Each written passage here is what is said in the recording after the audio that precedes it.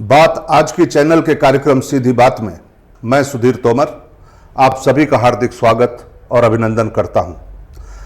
इस सीधी बात कार्यक्रम में मेरे साथ हैं राजस्थान के मूर्धन्य पत्रकार और हम सब के बड़े भाई ओम जी माथुर साहब।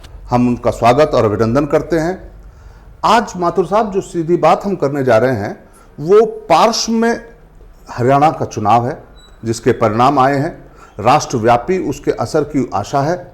और ऐसे में जब राजस्थान के परिप्रेक्ष्य में अगर हम उन चुनावों के संदर्भ को देखना चाहें तो देखना होगा हमें लगभग एक साल 10 माह पूर्व की वो घटना जब राजस्थान में भाजपा सरकार आई। राजस्थान में भाजपा सरकार आने के बाद माननीय भजनलाल जी को मुख्यमंत्री पद का दायित्व मिला और दायित्व मिलने के बाद अनेकों आशाओं के अंकुर वापस से उगे और ऐसा लगने लगा कि राजस्थान में आमूल चूल परिवर्तन भाजपा करने जा रही है, नीतियों के स्तर पर भी, नियत के स्तर पर भी। और ऐसी एक आशा वास्तव में जगी कि एक आम आदमी की सरकार आई है और एक आम आदमी अब नेतृत्व करेगा जो आम आदमी के दुखों से, आम आदमी के सरोकारों से संबंधित होगा। और ऐसी स्थिति में आप ये बताइए कि पिछले 10 महीनों का अगर हम आकलन करना चाहें तो प्रशासनिक आधार पर राजस्थान की सरकार को किस स्तर पर आप आंकते हैं प्रशासन की दृष्टि से? देखिए तोमर साहब, जब भजनलाल जी को मुख्यमंत्री बनाया गया था तो हर कोई चौंक गया था क्योंकि वो पहली बार विधायक बने थे। लेकिन चूंकि संगठन से वो जुड़े हुए रहे थे, भाजपा के कार्यकर्ताओं जुड़े रहे थे, इसलिए एक उम्मीद थी उनसे, एक नया चेहरा था, नया विश्वास था लोगों में। क्योंकि राजनीति में आज जब ये चल रहा है, जमे जमाए नेताओं को आगे बढ़ाया जा रहा है, उनका वर्चस्व राजनीति में चल रहा है, तब भजनलाल जी से काफ़ी उम्मीद थी। उन्होंने शुरुआत भी की, लेकिन जो परिवर्तन राजस्थान के नागरिक देखना चाहते थे, जो भाजपा से उनकी अपेक्षाएं थी, मुझे लगता है अब तक भाजपा सरकार उन पर खरा नहीं उतर पाई है। मेरा कहने का आशय है कि प्रशासनिक स्तर पर आप देख लीजिए या संगठन स्तर पर देख लीजिए, भाजपा अपना वो तेवर नहीं दिखा पाई जिसकी उम्मीद थी। मैं आपको बताऊं, आप देख लीजिए आज भी राजस्थान में अपराधों में नियंत्रण पूरी तरह नहीं हो पाया है, भ्रष्टाचार आज है, यहाँ पे अफसरशाही आज भी हावी है। तो जो परिवर्तन, जो चीज़ अशोक गहलोत छोड़ के गए थे, वो नीतियाँ, वो नीयत बदली हुई नजर नहीं आ रही है। क्या ऐसा आपको नहीं लगता कि राजस्थान में भाजपा की सरकार के सामने जितनी चुनौतियां बाह्य स्तर पर थी उससे ज्यादा आंतरिक स्तर पर आई, चाहे वो किरोड़ी लाल जी के माध्यम से हो, चाहे वो आचार्य बाल मुकुंदाचार्य जी के माध्यम से हो, चाहे बैरवा जी के? इसे कैसे देखते हैं? ये आपने बहुत बढ़िया बात कही है तोमर साहब। मेरा तो मानना है कि बाह्य स्तर से ज्यादा चुनौतियां भजनलाल जी को आंतरिक स्तर पर सहनी पड़ रही है। अब आप किरोड़ी लाल मीणा जी को देखिए, हालांकि उनका विद्रोही स्वभाव रहा है और जिस पार्टी में रहे उन्होंने अपनी पार्टी को हमेशा असमंजस में लाके खड़ा किया है, आज भी वही कर रहे हैं। अब हो सकता है उसके पीछे उनकी राजनीतिक महत्वाकांक्षा हो, लेकिन पार्टी को देखना चाहिए जब आपका वरिष्ठ नेता अपनी सरकार पर लगातार आरोप लगा रहा है तो उसका आम लोगों में क्या असर जाता है। अब किरोड़ी लाल मीणा साहब कह रहे थे पिछले दिनों इंटरव्यू में, कहा कि मेरे पास सभी नेताओं की जन्म कुंडली है।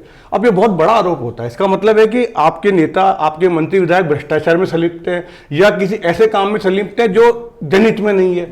उसके अलावा आप देखिए किरोड़ी लाल मीणा ने आरपीएस का मुद्दा लगातार उठाया, अब भी वो उठा रहे हैं। मैं तो कह रहा हूँ कि जिस तरह सचिन पायलट ने अशोक गहलोत को पूरे टाइम परेशान किए रखा सरकार बनने के बाद, वो स्थितियां, वही रोल अब किरोड़ी लाल मीणा कांग्रेस में निभा रहे हैं। लेकिन ऐसा नहीं लगता कि किरोड़ी लाल मीणा ने अपनी स्वीकार्यता आम जन के बीच में ज्यादा बढ़ाई और सरकार की स्वीकार्यता को कम किया? बिल्कुल, मीणा हमेशा जमीनी नेता रहे और संघर्ष भी जमीनी स्तर पे करते रहे। उनके दूसरी बात क्या है कि तोमर साहब वो हमेशा जनहित से जुड़े मुद्दे उठाते रहे, तो लोगों को उनमें विश्वास भी रहता है। हो सकता है उनको सरकार बनने पे उम्मीद रही हो कि मुझे अच्छे पद से नवाजा जाएगा, मैं मुख्यमंत्री बन सकता हूँ, उप मुख्यमंत्री बन सकता हूँ, मंत्रालय अच्छा मिलेगा। लेकिन मंत्रालय के नाम पे उनको जो मंत्रालय दिया उसके 2 टुकड़े कर दिए गए। हो सकता है उससे उनमें नाराजगी हो, इसलिए वो आए दिन कटाक्ष करते हैं। फिर अभी आप देख लीजिए उप मुख्यमंत्री का मामला चला, हालांकि सच कितना है सोशल मीडिया पर आके रह गया है, लेकिन कांग्रेस ने उसको मुद्दा बनाने की कोशिश की, उनके बेटे का मुद्दा चला। तो ये जो इस तरह की जो बातें आती है, अब बहुत सारे विधायक हैं वो सरकार से नाराज है, उनके काम नहीं हो रहे, उनके तबादले नहीं हो रहे। सही विधायक आज भी कहते हैं कि हमारे इलाके में आज भी वही अफसर काम कर रहे हैं जो अशोक गहलोत ने लगाए थे। तो जब विधायकों के काम नहीं होंगे तो कार्यकर्ताओं के काम नहीं होंगे, कार्यकर्ताओं की नाराजगी उनसे होंगी। और इसका असर आप देखिए, भाजपा के संगठन अभियान चल रहा है, सदस्य उस पर पड़ रहा है। भाजपा को 1.25 करोड़ का टारगेट दिया था केंद्रीय संगठन ने, आज तक उनके 40 लाख के लगभग सदस्य बने हैं, जबकि अब उनको 25 अक्टूबर जो लास्ट डेट रखी है भाजपा की, हालांकि वो पाबंदी हटा ली गई है, अभी 90 लाख सदस्य और बनाने उनको। सदस्य कौन बनाएगा? विधायक, सांसद, पार्षद, चेयरमैन। लेकिन जब उनके काम नहीं होंगे, जब वो अपने कार्यकर्ताओं को संतुष्ट नहीं कर पाएंगे, तो वो भी कार्य नहीं करेंगे आगे। दूसरी बात आप देखिए, पहले जो है 10 महीने हो गए, राजनीतिक नियोक्ता का लाभ जिनको मिलना चाहिए आज तक नहीं मिला। आपने पार्षद मनोनीत नहीं करे, इस तरह आप नगर परिषदों, पालिकाओं पार्षद मनोनीत करके सैकड़ों कार्यकर्ताओं को मुख्य धारा से जोड़ सकते हैं। आपने एडीए नगर परिषदों में अध्यक्ष नहीं बनाए, आपने करीब 70 या 72 बोर्ड निगम होते हैं राजस्थान में, उसमें 2 या 3 के अध्यक्ष बनाए। तो ये जो लाभ, ये अशोक गहलोत भी ये करते थे, वो सालों तक 5 साल में से 4 साल से गुजार देते थे। आपको 10 महीने हो गए, आपने इस तरफ कोई कदम नहीं बढ़ाया अभी तक। तो इससे कार्यकर्ताओं में नाराजगी और उसका असर संगठन पे भी और सत्ता पे भी हो रहा है। दूसरी बात, भजन लाल जी के लिए ऐसा कयास चलने लग गया कि जिस तरह उनकी पर्ची खुली थी, वो पर्ची की सरकारी चला रहे हैं। अब ये आरोप कितना सही है, कितना गलत है, ये तो प्रशासनिक अफसर ज़्यादा अच्छी तरह जानते हैं। लेकिन कहा जाता है कि प्रशासन में उनकी पकड़ आज भी नहीं है। ये भी संभव है कि पहली बार के विधायक हैं, तो ये भी संभव है कि अफसरशाही जो बहुत चतुर और सयानी होती है इस मामले में, नेताओं को पढ़ने में और समझने में, तो ये भी संभव है कि उनकी बात नहीं मानी जा रही हो। दूसरी बात, दिल्ली से हालांकि उनको पूरा मुझे लगता समर्थन है केंद्रीय आलाकमान का, उसके बाद वो कमजोर क्यों है, ये मेरी समझ से परे। ये बहुत महत्वपूर्ण बात आपने कही कि ये बात समझ से परे है कि समस्त शक्ति और समस्त बैकअप जब दिल्ली से उन्हें प्राप्त है, तो फिर ये मैसेज क्यों निकलने के आ पा रहा है कि प्रशासनिक चाक चौबंदी पूरी तरह से आ गई। एक तरह से आपकी बातों को अगर मैं देखूं तो ऐसा लग रहा है कि अशोक गहलोत 2 सरकार चल रही हो, उन्हीं पॉलिसियों को, उन्हीं नीतियों को, उन्हीं व्यवस्थाओं को आगे बढ़ाया जा रहा हो। तो बात यह है कि जब आपके सामने योगी सरकार जैसा एक उदाहरण है कि प्रशासन को किस तरह चाक चौबंद किया जा सकता है, आपके सामने देश में सबसे बुरी स्थिति में कानून व्यवस्था की दृष्टि से गुजरने वाला राज्य थोड़े दिन पहले तक उत्तर प्रदेश था, लेकिन योगी जी के आने के बाद आज मिसाल दी जा रही है सारे देश में कि वहां का आप देखिए कानून व्यवस्था, तो उस व्यवस्था, कानून व्यवस्था की सख्ती को यहां क्यों नहीं लागू किया जा सकता? क्यों नहीं भजन लाल जी समस्त शक्ति और समस्त बैकअप होने के बावजूद प्रशासनिक स्तर पर सुरक्षा और कानून की स्थिति में उम्मीद के अनुसार सुधार ला पा रहे हैं? आपको क्यों लगता है कि कहां पिछड़ रहे हैं हम? मुझे ऐसा लग रहा है कि या तो प्रशासनिक स्तर पे उनको पूरा सहयोग नहीं मिल रहा है, क्योंकि अशोक गहलोत का सरकार चलाने का अपना अंदाज था, क्योंकि बहुत घाघ और पके पकाए नेता थे, उनका अफसरशाही को नियंत्रण में करना आता था, अपने पक्ष में भी और विपक्ष में भी। लेकिन मुझे लगता है क्योंकि भजन लाल जी संगठन से जुड़े हुए आदमी रहे, उनका प्रशासन पे इतना ना कभी पकड़ रही, ना उनका मेरे का दखल रहा होगा, तो या तो वो समझ नहीं पा रहे हैं, और या जो भाजपा के सरकार के सलाहकार हैं वो उन्हें सही सलाह नहीं दे पा रहे। और मेरा तो तोमर साहब मानना है कि राजनीति में आप किसी कनिष्ठ को आगे तो बढ़ा सकते हैं, लेकिन राजनीति में अनुभव और जनार्दन होना बहुत जरूरी है। इसके बिना कोई भी नेता उस स्तर पर नहीं जा सकता जहां वो जाना चाहता है। आज वसुंधरा जी थी, उनका जनाधार भी था, उनके प्रशासनिक अनुभव भी था, और हमने वो सरकार चलते हुए देखी है, और 10 महीने से हम सरकार चलते हुए भी देख रहे हैं। आप बताइए, हर मंत्री सरकार में सरकार के कामकाज को लेकर अखबारों में टिप्पणी कर देता है। ये भाजपा कभी, मेरे लगता है भाजपा का चरित्र कभी नहीं रहा है।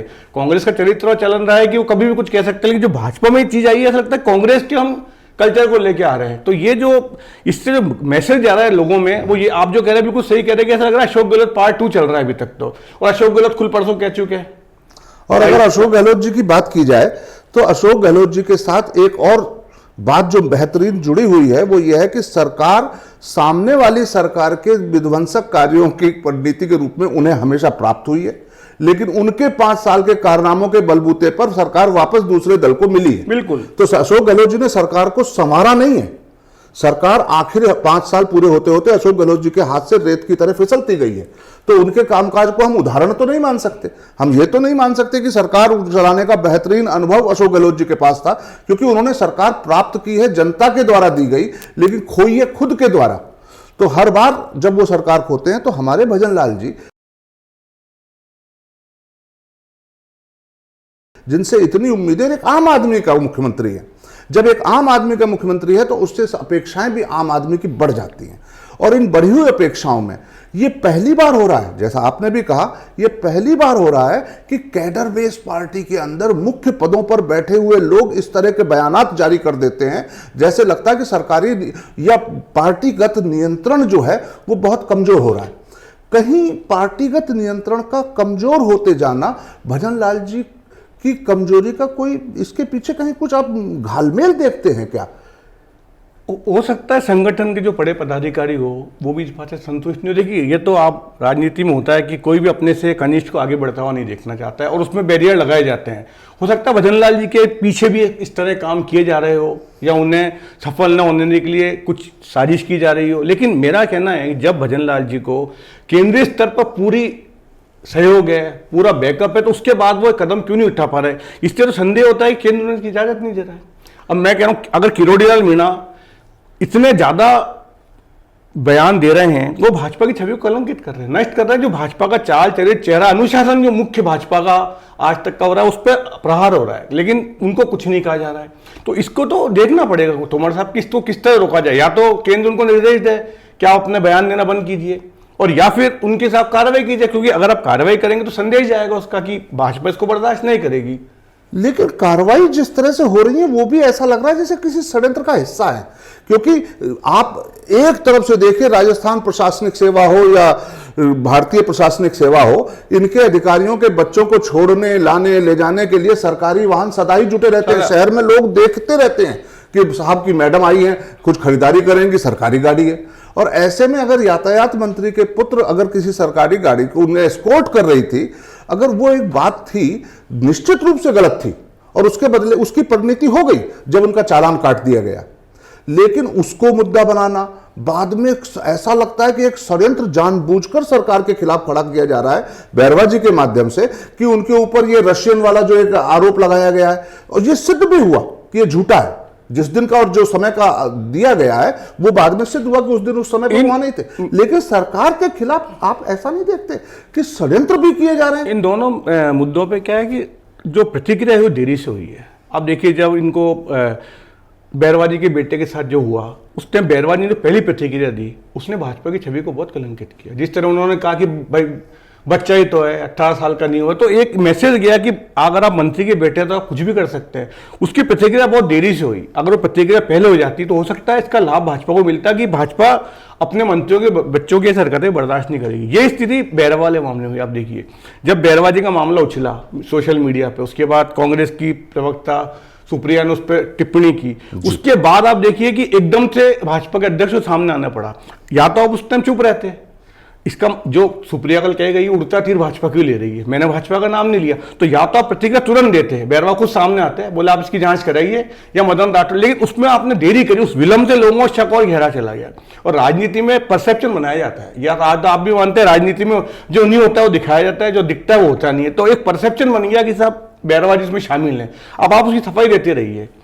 ये तो ठीक है, भाजपा ने इनके खिलाफ कार्रवाई नहीं की, लेकिन ये मांग भी निरंतर हर स्तर पे की जा रही है कि उनके खिलाफ कार्रवाई की जाए और एक संदेश दिया जाए कि चाल चरित्र और चेहरे की पार्टी अपने स्टैंड से बदली नहीं है। तो मूल बात यह है कि ऐसा नहीं है कि सिर्फ बैरवा जी के खिलाफ कार्रवाई की जाए, पार्टी ने त्वरित इस पर ना तो स्टेप उठाया, ना सफाई दी, ना संगठन ने कोई कार्रवाई उसी समय की जिस समय घटना घटी। तो ये किसी स्तर पर एक पॉलिसी पैरालिसिस की स्थिति तो नहीं दिखती? वो तो आप देख ही रहे अपन। मैं 10 महीने बाद मुझे बताइए जो मूल मुख्य मुद्दे थे, जो मूल भाजपा ने उठाए थे चुनाव में, आरपीएससी का मुद्दा उठाया गया था, उसको भंग करेंगे। मेरा ऐसा मानना है अगर तो मतलब सरकार तय कर ले कि संस्था का पुनर्गठन करना है, भंग करना है, तो उसको रोक नहीं सकता है। लेकिन आप देखिए 10 महीने हो गए, वो स्थिति चल रही है। आज भी आरपीएससी में 2 महीने से चेयरमैन नहीं है। आप कम से कम ईमानदार चेयरमैन लगाइए, 2 मेंबर के पद खाली पड़े, आप अपने तरफ से प्रयास तो कीजिए। वो आज तक आप सब इंस्पेक्टर परीक्षा का मामला देख लीजिए, रोज मीटिंगें हो रही है। अगर आपको रद्द करनी तो रद्द कर दीजिए और नहीं करनी तो उसको हाँ करिए, पर आप स्टैंड नहीं ले पा रहे। मुझे ऐसा लग रहा है तोमर साहब कि जब तक बाई इलेक्शन नहीं होते हैं साथ, तब तक ये पैरालिसिस ये चलता रहेगा, क्योंकि सरकार को डर ये रहता है कि अगर हमने ऐसा कोई निर्णय लिया जनहित में नहीं हुआ, जैसे सब इंस्पेक्टर परीक्षा रद्द कर दी या किसी नेता पे कार्रवाई कर दी, तो उसका जो संदेश जाएगा मुद्दा नकारात्मक जाएगा। और 7 चुनाव जो लड़ने हैं अभी, क्योंकि हालांकि उनमें से 6 सीटें विपक्षी दलों की कांग्रेस की थी, 1 इनकी थी, लेकिन अब तक राजस्थान का इतिहास रहा है कि जो सत्तारूढ़ पार्टी होती है वो बाई इलेक्शन में ज़्यादा कामयाब होती है। तो एक तो ये दबाव भजनलाल जी निश्चित रूप से होगा, उनकी भी पहली परीक्षा होगी। हालांकि पहली परीक्षा लोकसभा चुनाव में उनकी हो चुकी है, जिसमें वो मेरे हिसाब से नाकाम रहे थे, लेकिन वो बहुत जल्दी उनके लिए कहा जा सकता है 4-5-6 महीने में, लेकिन ये लगभग साल भर हो जाएगा। नवंबर में चुनाव होंगे, तो मुझे लग रहा है कि जब तक उपचुनाव नहीं होते हैं राजस्थान में सब ऐसे ही चलता रहेगा। उसके बाद मुझे लगता है कि सत्ता स्तर पे भी और संगठन स्तर पे कुछ बदलाव हमें देखने को मिल सकते हैं।